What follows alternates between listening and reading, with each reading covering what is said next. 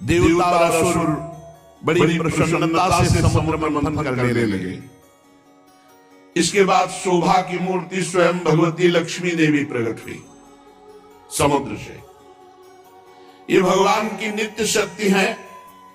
जे भी ये प्रकट हुई तो बिजली किसी कांति छा गई, दसों दिशाएं चकाचौंध हो गई।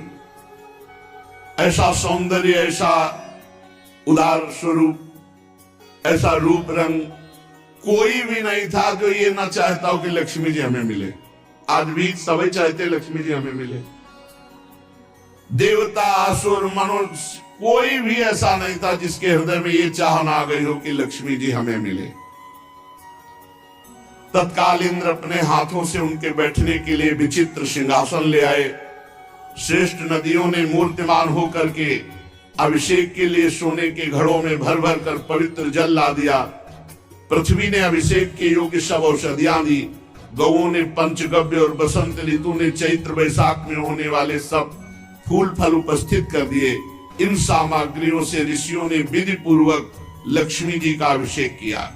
गंधर्व गान कर रहे हैं, अप्सराएं नृत्य कर रही हैं, बादल सदे होकर मृदंग, डमरू, ढोल, नगारे, नरसिंगे, शंख, वेणु, वीणा ये जोर जोर से वाद्य बजा रहे हैं। भगवती लक्ष्मी देवी का अभिषेक हुआ और सुंदर पोशाक धारण की हुई सिंहासन पर विराजमान है। दिग्गज कलशों से उनका स्नान करा रहे हैं। वेद में ब्राह्मण वेद मंत्र पढ़ रहे हैं। समुद्र ने पीले रेशमी वस्त्र उनको पहनने के लिए दिया। वरुण ने वैजंती माला समर्पित की। प्रजापति विश्वकर्मा ने भांति भांति के गहने दिए। सरस्वती जी ने मोतियों का हार, ब्रह्मा जी ने कमल, नाग ने 2 कुंडल अर्पित किए। इसके बाद लक्ष्मी जी कमलों की माला लेकर किसके गले में डाले चली। लक्ष्मी जी के मुख की ओर देखकर जब वो मंद मंद मुस्कुराती हुई चल रही थी, उनकी पायजेब बज रही थी, कोई ऐसा नहीं था जो ललचा न गया हो लक्ष्मी जी हमें मिले। पर वो चाहती थी जो हमें चाहे ना उसको हम वरण करें। निर्दोष हो जिसके हृदय में चाह ना हो, उत्तम गुणों से नित्य युक्त हो, उसे मैं अपना आश्रय बनाऊंगी। लक्ष्मी जी ने देखा गंधर्व, यक्ष, असुर, सिद्ध, चारण, देवता सब चाह कर रहे हैं। किसी को शर्त है जो चाह न करता हो, निर्दोष हो, अविनाशी हो, नित्य हो, ये सब भगवान में है। वे मन ही मन तपस्वियों की तरफ देखकर कहा, इन्होंने क्रोध पर विजय नहीं प्राप्त किया। ज्ञान तो है परंतु अनासक्त नहीं है। कोई महत्वशाली है परंतु वो काम को नहीं जीत सका। किसी में ऐश्वर्य बहुत है पर वो ऐश्वर्य किस काम का जो दूसरों का आश्रय लेना पड़े। किसी में धर्माचरण है तो प्राणियों के प्रति प्रेम का पूरा वर्ताव नहीं। त्याग है पर केवल त्याग से ही थोड़ी मोक्ष हो जाएगा, तब तो बोध होना चाहिए। किन्हीं किन्हीं में वीरता है पर वो भी काल के पंजे के बाहर नहीं है। कुछ महात्मा ऐसे हैं जो विषयासक्त नहीं है परंतु अद्वैत समाज में तल्लीन है। किसी किसी ऋषि की आयु बहुत लंबी है परंतु उनका सील मंगल मेरे योग्य नहीं। किसी का सील मंगल है तो आयु का ठिकाना नहीं। लक्ष्मी जी ने सबको देखा पर कहीं भी चित्त नहीं टिका। जब भगवान के ऊपर दृष्टि गई तो उन्होंने कहा मुझे चाहते नहीं, ये हमें पसंद आए पर ये हमें नहीं चाहते। पर सोच विचार करके भगवान के ही गले में जयमाला डाल दी, अजित भगवान के, क्योंकि समस्त सद्गुण नित्य निवास करते श्री भगवान में। लक्ष्मी जी के एकमात्र आश्रय भगवान श्री हरि है। इसी से उन्होंने भगवान श्री हरि का वर्ण किया। लक्ष्मी जी ने भगवान के गले में नवीन कमलों की सुंदर माला पहना दी, जिसके चारों ओर झुंड के झुंड मत वाले मधुकर गुंजार कर रहे थे। इसके बाद लज्जापूर्ण भाव से देखा और सूक्ष्म रूप धारण करके भगवान के वक्षा स्थल में विराजमान हो गई श्री लांछन चिन्ह के रूप में। जगत पिता भगवान ने जगत जननी समस्त संपत्तियों के अधिष्ठात्र देवता श्री लक्ष्मी जी को अपने वक्षा स्थल पर निवास दिया, हृदय में। उसी समय शंख तुरही मृदंग बाजे बजने लगे, गंधर्व गाने लगे, अप्सराएं नृत्य करने लगी, ब्रह्मा रुद्र अंगिरा आदि प्रजापति पुष्प वर्षा करते हुए भगवान की दिव्य मंत्रों द्वारा स्तुति की। देवता प्रजापति प्रजा सभी की तरफ लक्ष्मी जी ने कृपा दृष्टि से देखा तो सब निहाल हो गए, सब आनंदित, सब सुखी हो गए।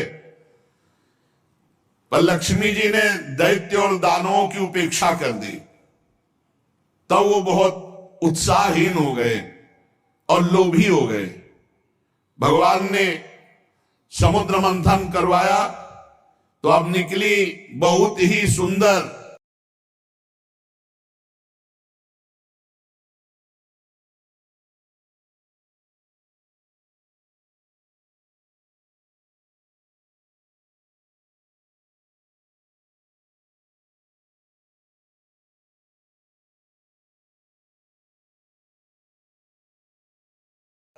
प्रभु के नाम में अपार सामर्थ्य है। पर जब तक विषय सेवन अधर्माचरण पूर्वक होगा तब तक नाम जपते हुए भी नाम का जो परम सुख है वो अनुभव में नहीं आएगा।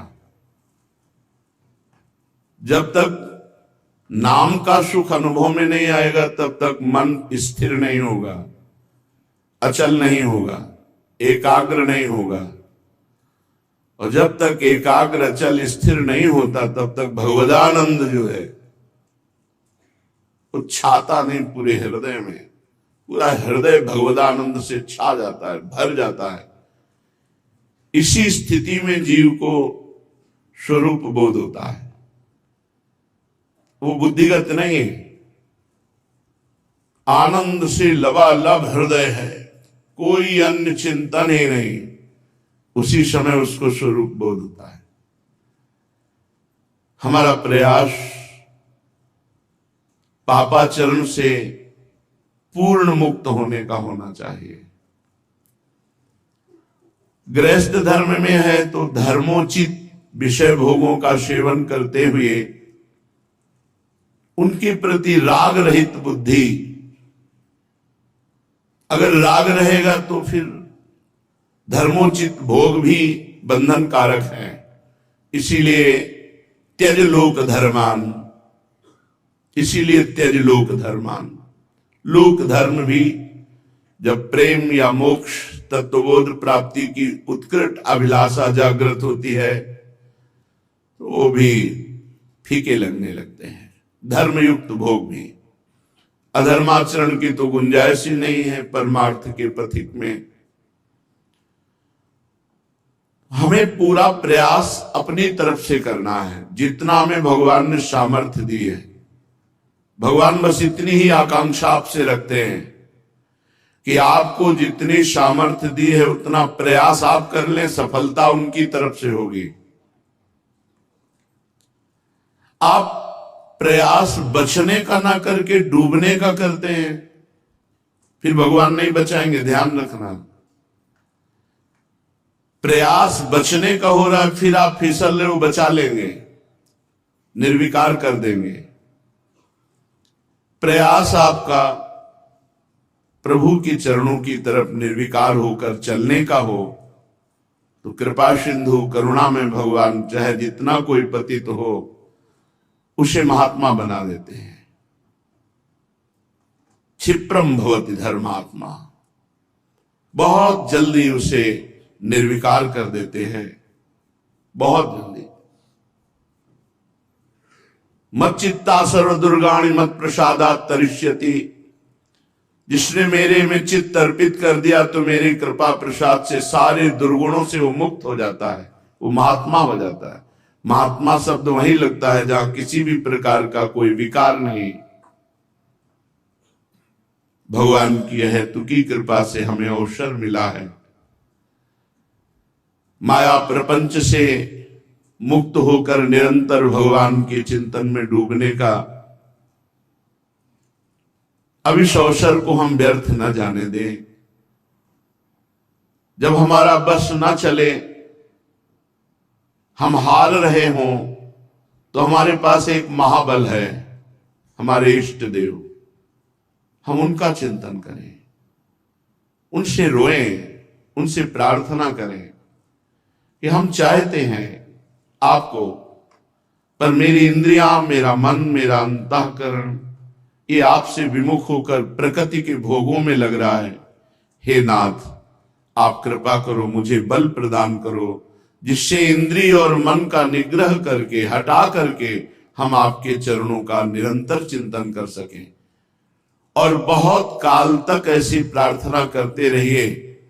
एक समय ऐसा आएगा कि प्रार्थना सफल होगी और हम निर्विकार होंगे। हमें बिल्कुल चिंता नहीं करनी, बिल्कुल चिंता नहीं करनी। हमें चिंतन करना है प्रभु का। ध्यान दीजिए, मत चित्ता सर्व दुर्गाणी मत प्रसादात् तरस्यति। जितने भी दुर्गुण हैं वो मत चित्ता, जो भगवान में निरंतर चित्त को जोड़ते रहते हैं, तो मत प्रसादात् तरस्यति, मेरे कृपा प्रसाद से समस्त दोषों से उत्तर जाते हैं, मुक्त हो जाते हैं, निर्दोष हो जाते हैं। मत चित्ता खास बात है। मत चित्ता, भगवान में चित्त जोड़ने से मत चित्ता सर्व दुर्गाणी, समस्त दुर्गुण मत प्रसादात् तरस्यति, मेरे कृपा प्रसाद से तर जाते हैं। बहुत कृपालु श्री भगवान है। हाँ, कभी कभी ना चाहने पर भी पूर्व प्रारब्ध इतना प्रबल होता है कि वासनाओं की तरफ मोड़ता है। जीव जो भगवद आश्रित है वो ना चाहते हुए भी बार बार विक्षिप्तता और बाधा को प्राप्त होता है। पूर्व प्रारब्ध बड़ा प्रबल है तो उसे बाधा पहुंचाता रहता है, पर वो विवेक के द्वारा भोगे ना तो प्रारब्ध का क्षय हो जाएगा और वो भगवत प्राप्ति की योग्य हो जाएगा। अगर ऐसा ना होता तो पशु में और मनुष्य में क्या अंतर? फिर कोई भगवत प्राप्ति नहीं कर पाता। सब प्रारब्ध के अधीन केवल दुख सुख भोग भोगते रहते। हम प्रारब्ध के अधीन पशु नहीं हैं, हम मनुष्य हैं। हम क्रियमाण नवीन कर्म करके भगवद आराधना के बल से प्रारब्ध को क्षय करें। यद्यपि प्रारब्ध बहुत बलवान है, ना चाहते हुए भी विवश करके भोगों में आपको लगा देगा। यदि भगवद विस्मरण का आपके हृदय में गुंजाइश है, भगवद विस्मरण का स्वभाव है, तो लगा देगा। और अगर अखंड स्मृति है तो ताकत प्रारब्ध की नहीं कि वो आपको बाधित कर सके। अगर बाधित करने की प्रारब्ध में इतनी सामर्थ्य होती तो कोई भी भगवत प्राप्ति नहीं कर सकता था।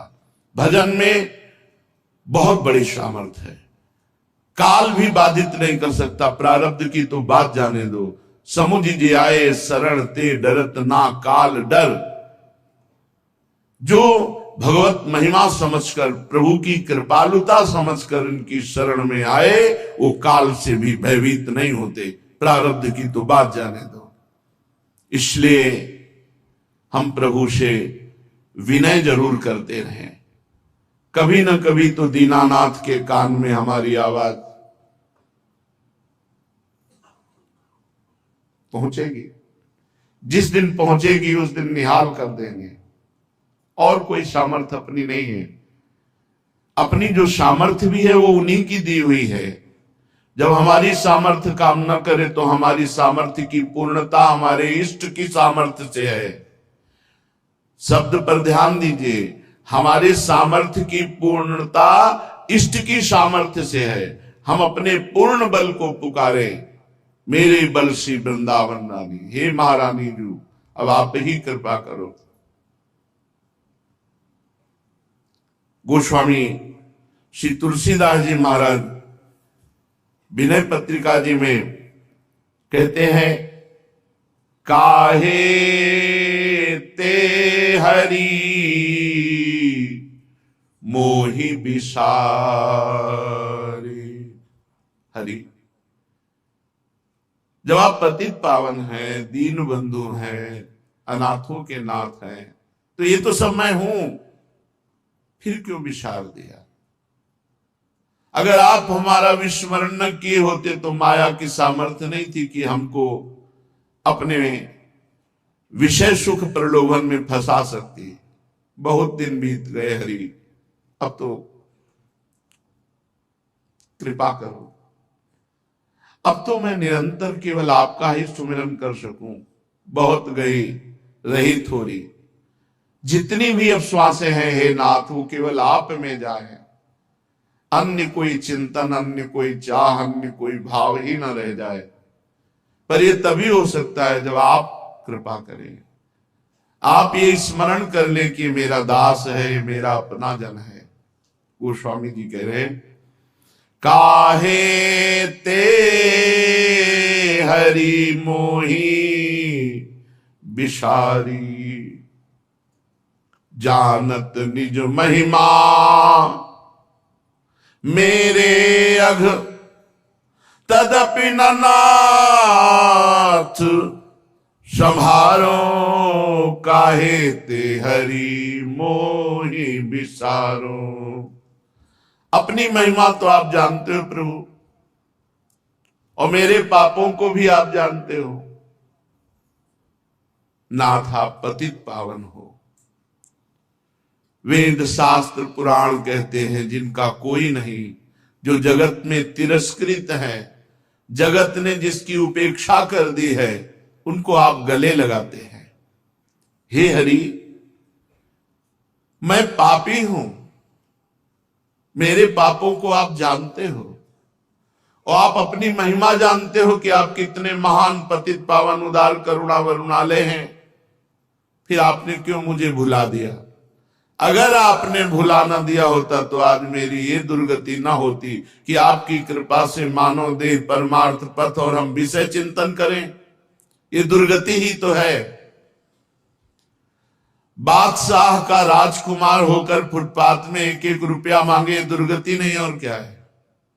आपका सेवक होकर क्षुद्र विषयों की लालसा करे नाथ, ये दुर्गति नहीं तो और क्या है। ये आपके उपेक्षा करने पर ऐसा हुआ। यदि आप उपेक्षा न करते तो हे हरि, ये माया स्पर्श भी नहीं कर सकती थी।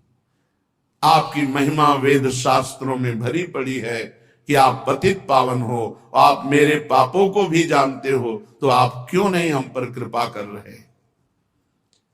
काहे ते हरि मोहि बिसारो, पतित पुनीत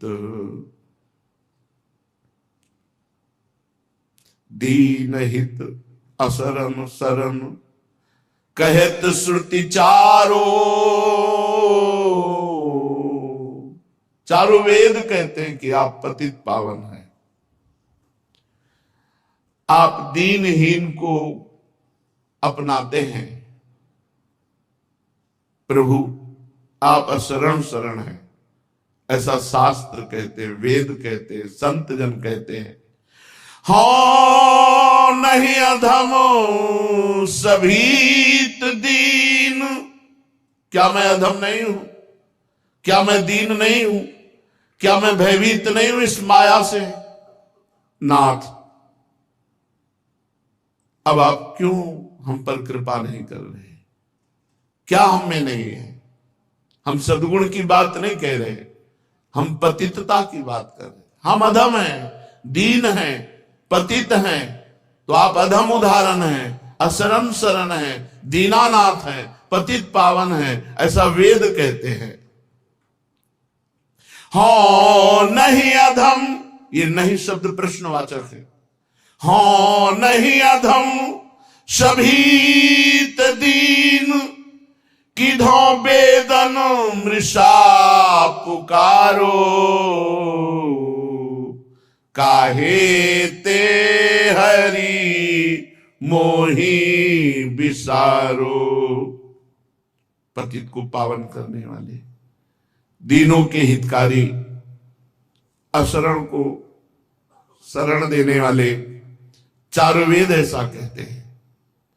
क्या ये झूठ बोल सकते हैं वेद? किधो वेदन मृषा पुकारो, क्या वेद ऐसा झूठ कहते? नहीं, वेद सत्य अपौरुषेय भगवत स्वरूप है, कभी मिथ्या नहीं बोल सकते। तो नाथ फिर आप क्यों भूल गए? क्योंकि मैं अधम हूं, मैं पतित हूं, मैं दीन हूं, मैं भयभीत हूं इस माया से।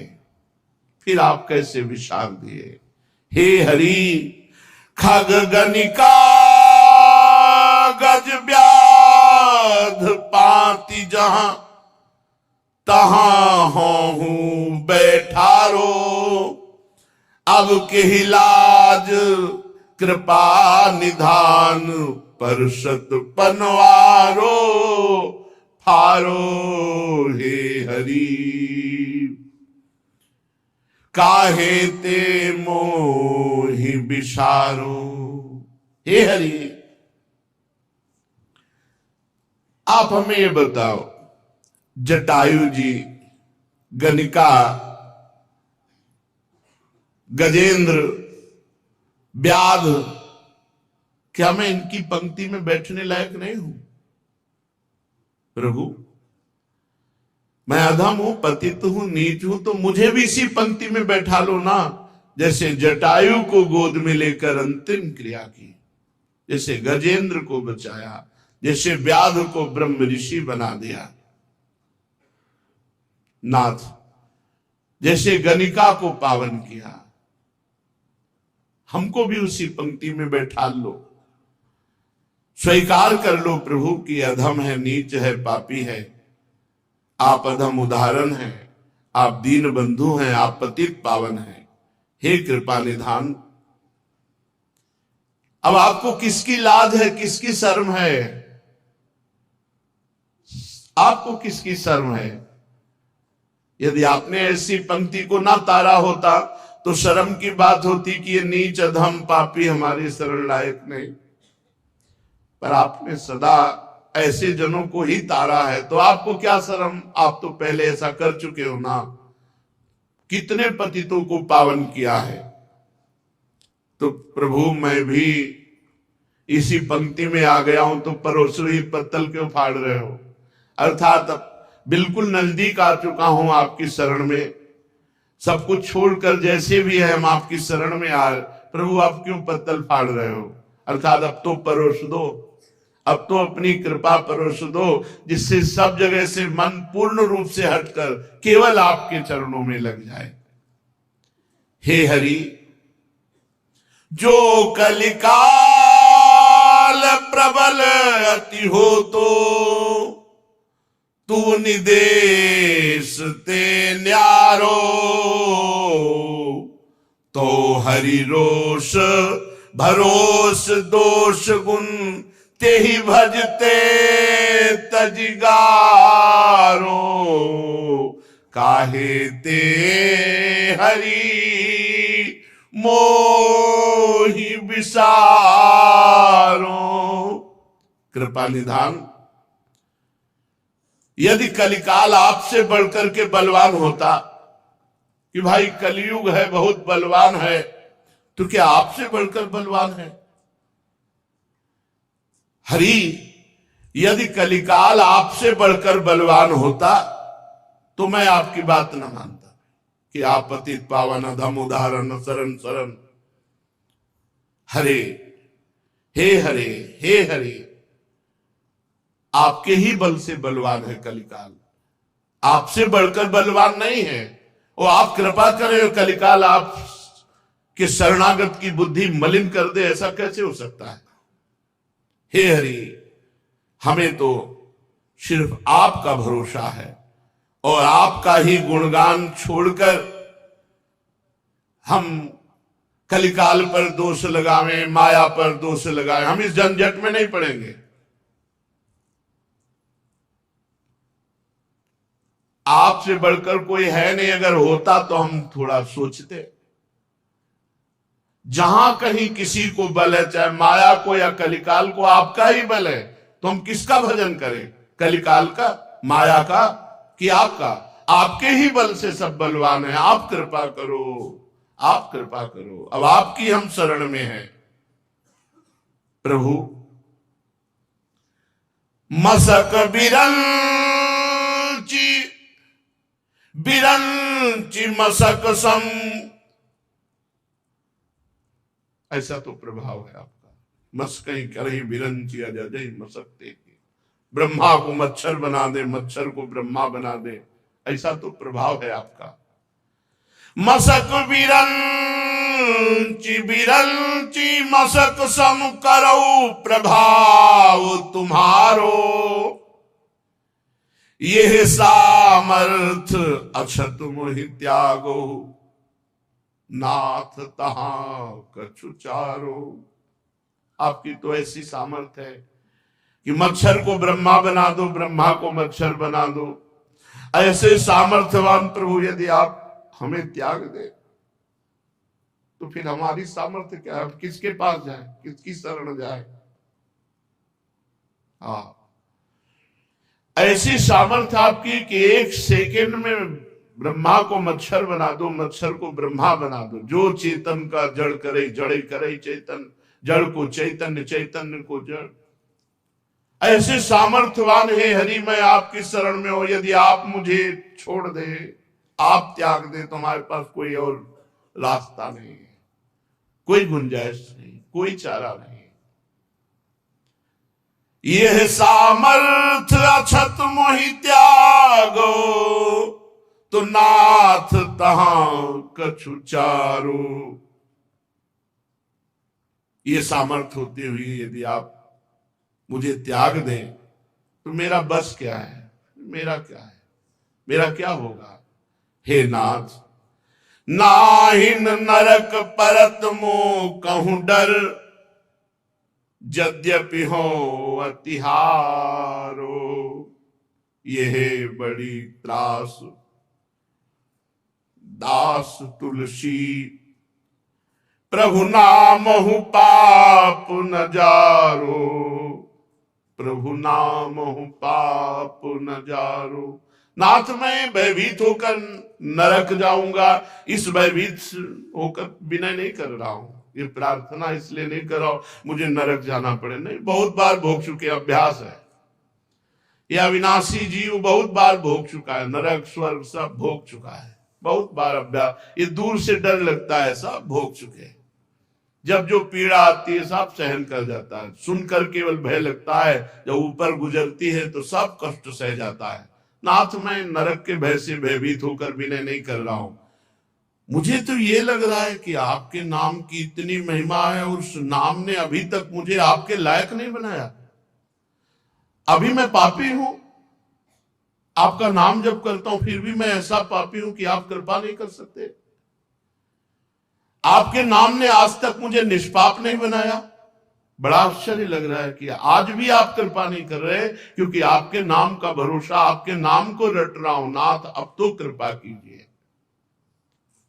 हमें निराश नहीं होना, हमें प्रभु से विनय करनी है, क्योंकि प्रभु के सिवा हमारा कोई है नहीं और इस विषय को कोई संभाल भी नहीं सकता, कोई नहीं संभाल सकता। ये बड़ा सूक्ष्म विषय है। उमा राम समु हित जग माही, गुरु पितु मातु बंधु को नाही। अगर अवगुणी है, नीच है, पतित है, सिद्धांत से नहीं चल रहा तो गुरु भी त्याग देते, जा नहीं रखेगा, नहीं तू हमारे काम में, कहां जाओ? आपके सिवा कोई इतना उदार दयालु नहीं है कि नीच को रख सके। नीच सद्गुणी को तो सब कोई रखता है, सब गले लगाते। एक भगवान ही ऐसे करुणा में है जो पतितों को गले लगाते हैं, नीचों को गले लगाते हैं, जो जगत से तिरस्कृत है उनको भगवान गले लगा लेते हैं। ये केवल भगवान या भगवान के समान संत, दूसरे कोई नहीं। दूसरे तो अवगुणी को, और उल्टा है यहां, जहां संसार अवगुण समझकर त्याग करता है वहां अवगुणी को गले लगाया जाता है। सबसे ज्यादा प्यार अवगुणी को किया जाता है, सबसे ज्यादा नजदीकी अवगुणी को दी जाती है। ये उल्टा है, हमारे प्रभु का स्वभाव उल्टा है। जहां दंड वहां पुरस्कार, ऐसा दरबार कहां मिलेगा? जहां दंड मिलना चाहिए वहां पुरस्कार मिलता है, वहां उसकी आनंद वृत्ति रूपी वेतन बढ़ा दी जाती है। प्रभु आप जैसा कृपालु तो सिर्फ आप ही। भगवान शिव कह रहे हैं, उमा भगवान के जैसा कोई नहीं है। गुरु पितु मातु बंधु को ना है, को ना है। हम किससे कहें? सदगुणी को सब गले लगाते हैं, लेकिन दुर्गुणी का गले लगा लेना ये तो केवल प्रियालाल की बात, केवल प्रियालाल की बात, दूसरा कोई नहीं। बेइज्जती हो जाएगी हमारी। ये दुर्गुणी है, अगर हमारे पास रहेगा तो लोग क्या कहेंगे? बड़े बड़े इज्जतदार, बड़े बड़े यश कीर्ति वाले दुर्गुणी को नजदीक नहीं आने देते। लेकिन सबसे बड़ा यश जिनका है, वेद भी नेति नेति कहते हैं, वो सदैव पतितों को गले लगाया है, ऐसा वेद कहते हैं। वेद कभी झूठे नहीं हो सकते। हमें कभी निराश नहीं होना, सदैव अपने प्रभु के चरणारविंद का दृढ़ आश्रय लेकर इस विश्वास पे रहना है, जीना है पूरा जीवन, लंबा जीवन जितना भी है। आज कृपा नहीं तो आज कृपा होगी, आज कृपा नहीं तो आज कृपा होगी। और जिस दिन कृपा होगी हमारा स्वभाव बदल जाएगा, हमारे आचरण बदल जाएंगे, हमारे हृदय का चिंतन बदल जाएगा। मेरी सामर्थ्य नहीं है, कल्पों तक अगर हम प्रयास करें तो भी असफल रहेंगे, और सेकंड में वो ऐसी स्थिति दे देंगे जो बड़े बड़े साधना से भी ललचाने पर स्थिति नहीं आती, वो स्थिति प्रभु करुणा करके दे देते हैं।